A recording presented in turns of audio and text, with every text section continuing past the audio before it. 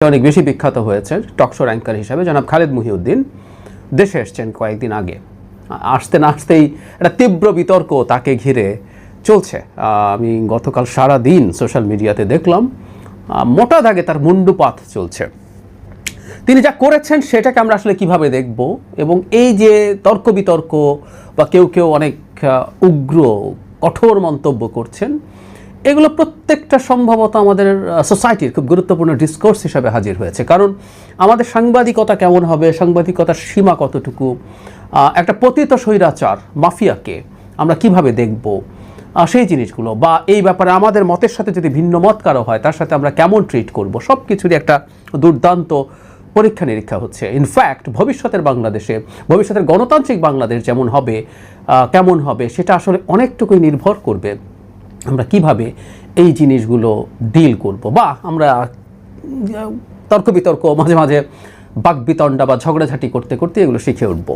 In fact মূল সমস্যাটা হয়েছে, ভিডিওটা অনেকে হয়তো দেখেছেন, আমি ভিডিওটা শেষে দিয়ে দেবো বা মন্তব্যে দিয়ে দেব, সেটা হচ্ছে যারা খালেদ মহিউদ্দিন বলছেন যদি সাবেক প্রধানমন্ত্রী শেখ হাসিনা, মানে সাবেক প্রধানমন্ত্রী নিয়ে তীব্র ডিবেট হয়েছে, আমি সেটাই পরে আসছি, যদি তাকে ইন্টারভিউ দিতে চান সেটা যদি বেআইনিও হয় তিনি সেই ইন্টারভিউটা নেবেন।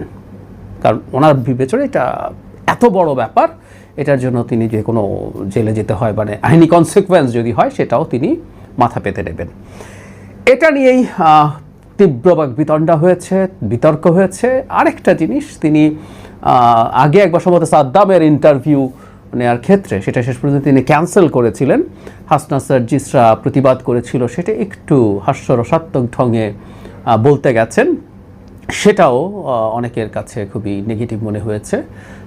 এটা অস্বাভাবিক না, কিন্তু আমি মূল জায়গাটা রাখতে চাইছি শেখ হাসিনা, মানে শেখ হাসিনার বক্তব্য, শেখ হাসিনার ইন্টারভিউ যদি কেউ করতে চায় কি হবে। আমি একটা প্রশ্ন আগে করে রাখি, আমি শেষে আমি কি করব সেই জবাবটা দেব। ধরুন খালেদ মহিউদ্দিন না, শেখ হাসিনার ইন্টারভিউ ইন্ডিয়া পারমিট করলো এবং শেখ হাসিনা রাজি হলেন, ভারতের কোনো সাংবাদিক বা বাইরের কোনো বিদেশি সংবাদ মাধ্যমের কেউ শেখ হাসিনার একটা ইন্টারভিউ নিল, ভিডিও ইন্টারভিউ, সেটা পাবলিশড হলো, আমরা কি সেটা দেখব নাকি দেখব না? এই প্রশ্নটা একটু করে রাখি, তারপর এই জায়গায় আসছি। সমালোচনা কি হচ্ছে? সমালোচনা হচ্ছে জনাব খালেদ মহিউদ্দিন সাবেক প্রধানমন্ত্রী বলছেন, এটা নিয়ে প্রথম বিতর্ক, খুব বড় না হলেও যথেষ্ট বিতর্ক হচ্ছে যে শেখ হাসিনার মারাত্মক সব অপরাধ আছে, বিভৎস সব ঘটনা তিনি ঘটিয়েছেন, গুম, এক্সট্রা জুডিশিয়াল কিলিং, টর্চার করেছেন, মামলা করেছেন, দেশ লুট করেছেন, টাকা পাচার করেছেন, মত প্রকাশ রুদ্ধ করেছেন, সব কিছু করেছেন, কোনো সন্দেহ নাই। তো তাকে সাবেক প্রধানমন্ত্রী বলে, এবং শেখ হাসিনাকে সাবেক প্রধানমন্ত্রী বলতে আমাদের অনেকের গায়ে লাগেও, কারণ হচ্ছে গত 3টা নির্বাচন তিনি ম্যানিপুলেট করেছেন, করে ইনফ্যাক্ট তিনি গায়ের জোরে ক্ষমতায় ছিলেন, কাগজে কলমে প্রধানমন্ত্রী ছিলেন। তো তাকে সাবেক প্রধানমন্ত্রী বলার মাধ্যমে জিনিসগুলোকে নর্মালাইজ করার চেষ্টা হচ্ছে যারা বলছেন। দ্বিতীয় কথাটা হচ্ছে, তাকে ইন্টারভিউ করে তার ইন্টারভিউ জনগণের সামনে নিয়ে এসে তাকে এই যে তার একটা খুবই খারাপ পরিস্থিতি আছে সেটাকেও স্বাভাবিকীকরণের চেষ্টা। একটা প্রশ্ন করে রাখি, মানে খালেদ মহিউদ্দিন যদি এই প্রশ্ন, মানে ইন্টারভিউ শেখ হাসিনা নেন বা নিতেন, শেখ হাসিনার সাথে সেই তৈলবাজ বা তেলবাজ যে সাংবাদিকরা ছিলেন সো কল্ড, তার যে সংবাদ সম্মেলন হতো, বাই দা বাই মনে পড়লো এত অসাধারণ বিনোদন মিস করি অনেকদিন। যাই হোক, তো খালেদ মহিউদ্দিন কি সেই ইন্টারভিউ নিতেন? সেই প্রশ্নটাও যদি আমি করে রাখি, এখন তাহলে প্রশ্ন দাঁড়ালো যে শেখ হাসিনা পতন হয়েছে, পালিয়ে গেছেন, শেখ হাসিনা কি বলতে চান আমরা কিন্তু কথা পাই। ইনফ্যাক্ট গতকালও জনাব আরাফাতের একটা ইউটিউব চ্যানেল আছে, সেখানে তিনি ডক্টর ইউনূসের, মানে তার ব্যবসা, তার দুর্নীতি, সকল তার ভাষায় বিরাট লম্বা বক্তব্য দিয়েছেন, এবং উনি তাঁর ভাষ্য মতো ইনশাল্লাহ তিনি বাংলাদেশে ফিরে আসবেন, মানে শেখ হাসিনার মুখেও ইনশাল্লাহ শুনতে হয় আমাদের। যাই হোক, তিনি আসবেন এবং এসে অনেক কিছু করবেন। সো শেখ হাসিনা কি বলতে চান, কি বলছেন, সেটা কিন্তু আমরা জানতে পারি। একটা ইন্টারভিউ যদি হতো, আবারও বলছি, ইন্টারভিউ ভালো খারাপ ভুল সঠিক সোজা পরে, সেটা খালেদ মহিউদ্দিন বা অন্য কেউ যদি নিত, জেনুইন জার্নালিস্ট, ইন্ডিয়ান বিজেপি জার্নালিস্টের কথা বলছি না, ইন্ডিয়ার মধ্যে থাকাও যদি এরকম রিয়াল জার্নালিস্ট যদি কেউ ধরলাম আমরা, বা মানে অ্যাঙ্কার, আমরা যদি কারণ থাপারের কথা বলি, ভারতে তিনি নিতে পারতেন, বা বাইরের হলে তার কথাই নেই, সেরকম কাউন্টার কোয়েশ্চেন করা যেত।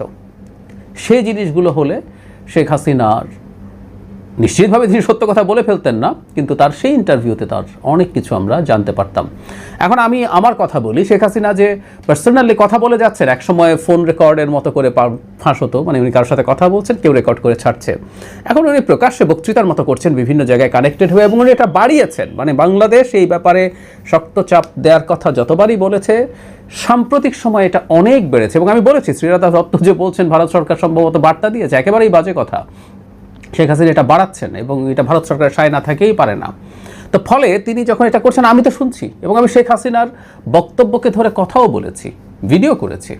বাংলাদেশে শেখ হাসিনার বক্তব্য প্রচার বেআইনি এখনও, এবং এই বেআইনি হওয়ার পর আমি এটা শুনেছি, এবং আমি এটা নিয়ে আমার বক্তব্য দিয়েছি। এবং আমি মনে করি, আমি বিশ্বাস করি, শেখ হাসিনার বক্তব্য বাংলাদেশে প্রচারিত হলে ভালো হতো, ওয়াইড স্প্রেড।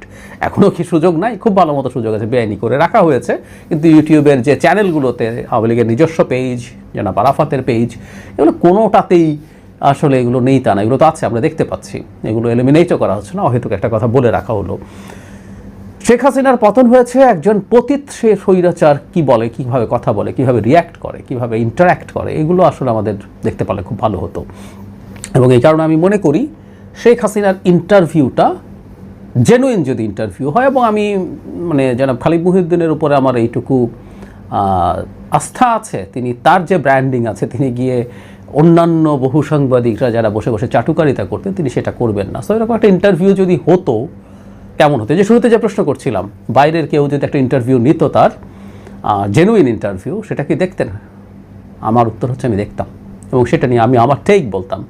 ইন্টারভিউতে কেউ যদি মিথ্যে কথাও বলে, তারপরও আমরা আসলে অনেক মেসেজ দিয়ে ফেলি, আমরা কিভাবে কোন বাক্য ব্যবহার করছি, আমাদের বডি ল্যাঙ্গুয়েজ কি, আমাদের স্ট্রেস ইন্টোনেশন কেমন হচ্ছে কথার মধ্যে, এগুলো অনেক অনেক বার্তা দেয়। আমি বলছি সব বার্তা আমি পড়ে ফেলতে পারবো, কারণ তো আমার নিজস্ব একটা রিডিং আছে, আমি সেই রিডিংটাই উপস্থাপন করার চেষ্টা করতাম। তো তা যদি হয়ে থাকে, আমরা যদি সেটা যদি শুনতে পারি, খালিদ মুহিউদ্দিন যদি সেটা নিত, তাতে কি সমস্যা হতো? উনি নিতে চেয়ে অনেক বেশি অপরাধ করে ফেললেন।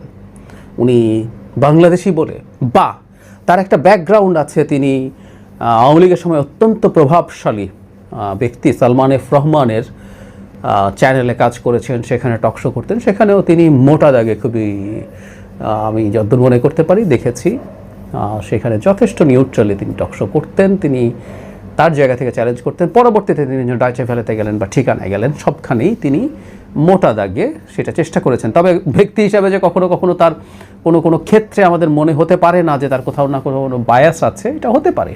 এখন আমাদের প্রশ্ন হচ্ছে, তর্কের খাতিরে ধরে নিলাম যেন খালিদ মুহিউদ্দিনের খানিকটা বায়াস আছে। এখন সাবেক প্রধানমন্ত্রী বলা আমাদের অনেকের কাছেই ভালো লাগবে না, খুব স্বাভাবিক। সেটা যদি ভালোও না লাগে, যদি আমাদের মনে হয় খালিদ মুহিউদ্দিনের কোনো না কোনো ফর্মে গণ অভ্যুত্থানের যে ছাত্র তরুণরা আছে তাদের প্রতি তার কোনো ধরনের বিরাগ আছে, আমি ধরে নিলাম শেখ হাসিনার প্রতি তার খানিকটা অনুরাগ আছে, ধরে নিলাম, এগুলো সবগুলো বলছি ধরে নিলাম, আমি বলছি না ওনার সেটা আছে। যদি তাই হয়ে থাকে, খালিদ মুহিউদ্দিনকে আমরা আসলে কিভাবে দেখব, তার এই বক্তব্যকে কিভাবে দেখব? আমরা একটা গণতান্ত্রিক সমাজ তৈরি করার কথা বলছি, সেই সমাজে আমরা অ্যাকোমোডেটিভ হওয়া দরকার আছে। আমি কিন্তু আবারও বলছি, তার বক্তব্যকে নিয়ে সমালোচনা চলুক, কিন্তু তিনি কার চাকরি করেছেন, কার চাকরি করে তার এই অবস্থা হয়েছে, তিনি কিভাবে আওয়ামী লীগের দোসর এবং দালাল আছেন, এই একই ট্যাগিং, একই ব্র্যান্ডিং, এগুলো না করে আমরা র্যাদার এই আলাপটা করতে পারি, যদি আমাদের কাছে যুক্তি থাকে, যে শেখ হাসিনার ইন্টারভিউ নিলে কি হবে। কেউ কেউ বলছে নর্মালাইজড হবে। আমি যদি বলি শেখ হাসিনাকে ইন্টারভিউ নিয়ে যদি একটা না, খালিদ মুহিউদ্দিন যদি 10টা 15টা 20টা প্রতি মাসে বা প্রতি সপ্তাহে একটা করে ইন্টারভিউ নিতে থাকে, আরও সবাই দিতে থাকে, শেখ হাসিনা নর্মালাইজড হয়ে যাবে বাংলাদেশে। যদি হয়ে যায়, বা খালিদ মুহিউদ্দিনের একটা ইন্টারভিউতে যদি অনেকটুকু স্বাভাবিক হয়ে যায়, তাহলে শেখ হাসিনার প্রতি আসলেই কি আমাদের প্রকৃত রাক্ষোভ আছে বা ঘৃণা আছে? এই ব্যাপারটা একটু মাথায় রাখতে হবে। আমি মনে করি না কিছু আসবে যাবে, কিছু আসে যায় না। আমি বলছিলাম যে ভারতে বসে তিনি যেসব কথাবার্তা বলছেন, এগুলো বলে বরং আমাদের সলিডারিটি বাড়ায়। এত ফালতু নোংরা কথা তিনি বলেন, খালিদ মুহিউদ্দিনের সাথে ইন্টারভিউ দিলেও কাউন্টার প্রশ্ন করবেন, ওই একই নোংরা বাজে কথাই তিনি বলবেন। আদতে এতে শেখ হাসিনা নর্মালাইজড হবে না। সুতরাং যে অভিযোগটা খালেদ মহিউদ্দিনকে করা হচ্ছে যে এটা করার কারণে এই হবে, এবং উনি একটা ভেস্টেড ইন্টারেস্ট নিয়ে এসছেন এটা করার জন্য। আমি ব্যক্তিগতভাবে মনে করি না। উনি যেটা বলেছেন সেটা হলো, তিনি একজন জার্নালিস্ট যদি এইরকম একটা স্কোপ পায়, উনি বলছেন it's too big a thing, এটা এত বড় একটা ব্যাপার, তিনি সেটা লোভ সামলাতে পারবেন না, তিনি এরকমভাবেই বলেছেন, এবং এটার বিরাট ভ্যালিউ আছে। কেউ কেউ বলবেন তার দল বা তিনি মানবতা বিরোধী অপরাধের জন্য তাকে বিচার করা হচ্ছে। ট্রু, এখনও বিচার শেষ হয়নি, তিনি এখনও ফেরারি আসামি, সেটা ফর শিওর, কিন্তু তিনি এখনও কনভিক্টেড আসামি না। কনভিক্টেড হয়ে গেলে সেক্ষেত্রে কী হবে? বা খালেদ মহিউদ্দিন এখন এটা বলছেন, আরও অনেক ক্ষেত্রে যখন বিএনপি খুব চাপে ছিল তাদের কারো ইন্টারভিউ কেন করতে চাননি? এই আলাপগুলো আসুক, আমি এটাই বলছি, আলাপগুলো আসুক, চলুক, কিন্তু এগুলো একাডেমিকলি থাকুক, এগুলো এভাবেই আমরা আলোচনা করি। খালেদ মহিউদ্দিন এই মাটির সন্তান, তার বহু ক্ষেত্রে আমাদের অমিল থাকতে পারে চিন্তার। আমার মনে পড়ে খালেদ মহিউদ্দিন একবার একটা ফর্মুলা দিয়েছিলেন শেখ হাসিনার সময় তিনি ছুটিতে যাবেন, অত্যন্ত কঠোর ভাষায় তাকে সমালোচনা করে কার হয়ে মাঠে নামছেন টাইপের কথা বলে একটা ভিডিও বানিয়েছিলাম।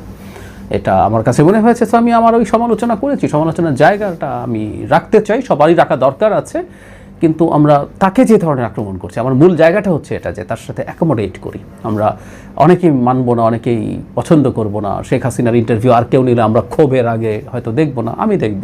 এখন আমাকেও আপনারা শেখ হাসিনার দোষর মনে করবেন কি না, শেখ হাসিনাকে নর্মালাইজ করতে চাইছি সেটা মনে করবেন কিনা, সেটা আপনার বিবেচনা।